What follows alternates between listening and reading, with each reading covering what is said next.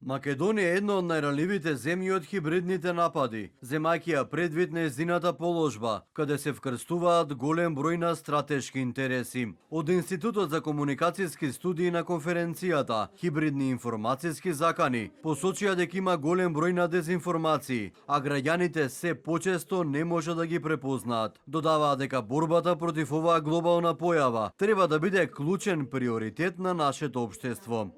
Извештајето кажува дека оваа закана може да се адресира само преку сеопфатен пристап во кој е вклучено цело општество, но и дека не постои единствено решение кое целосно ќе ги намали ризиците од ваквите напади. Од владата најавија дека ќе јакнат одбраната од хибридните закани, преку обука на администрацијата, специализирани програми за полицијата и армијата, како и програми за медиумска писменост. Премиерот Христијан Мицкоски смета дека е поминато времето кога институциите се зависни од одредени поединци. Нашиот национален интерес е јасен. Мора да изградиме систем кој ќе препознае, анализира и одговара на хибридните закани, но и координирано, брзо и професионално да преземаме мерки, дополни Мицковски.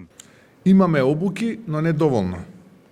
Да, има знаење, но треба институционална меморија. Да, има свесност, но нема доволно ресурси.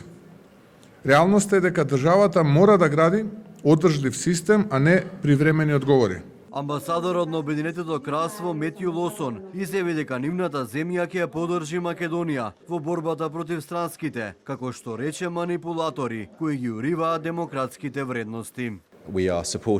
Ние одлучивме да склучиме партнерство со владата и со невладиниот сектор. Ние и цела Европа, особено кај сите сојузници на НАТО, каде борбата против манипулациите е многу важен дел. На конференцијата беше најавена владина платформа за редовна соработка со истражувачки центри, универзитети, медиумски здруженија, како и граѓански организации и приватниот сектор.